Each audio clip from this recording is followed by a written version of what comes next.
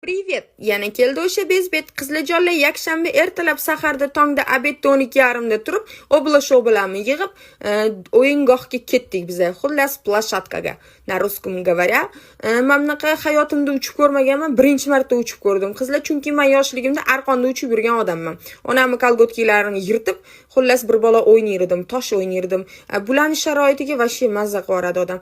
Xullas, bu meni kichkina qizim Rayona. Og'zida so'skan gapirmasanglar ham bo'ladi, chunki u beso'zga yurolmaydi, bilmayman nimaga. O'sha tishlari ham qing'ir-qiyshuv bo'lib ketgan, bilaman.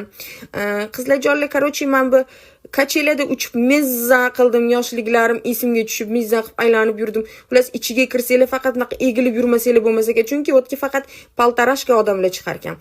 Menga o'xshagan 8 metrliklarga mumkin emas ekan. Qizim bilan o'tirdik. Qizimga, "Xayr qizim, bor o'zing endi uchib kelgin, men уже charchadim" desam, "Yo'q, sen ham borasan" dedi. Xullas, ikkalamiz ketdik yana uchgani.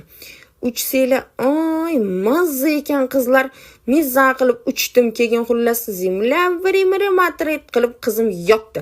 Keyin turdik yana, turib bitta yani sakraydigan narsa bor ekan. Hayotimda ko'rmagan narsalarim shu yerda ko'rdim. Kulishinglar mumkin. Sizlarga kulgilidir, lekin menga kulgili emas. Bu rostdan ham bunaqa narsa ko'rmaganman. Xullas, keyin men mazza qilib o'tirib oldim-da, o'tirib olib, "Ey Xudo, bir pas dam olaman" desam, ikkinchi bolam keldi. Voy, bu qayerdan keldi desanglarchi. Xullas, o'tirib mazza qilib ichki xotirjamlik qilyotdim. Uji bittasi chaqirib turibdi. Yiliga tug'urgandan keyin qaysi biri nimaligi ismi esimdan ham chiqib ketadi. Sizlarda ham shunaqasi bo'ladimi, qizlarjonlar?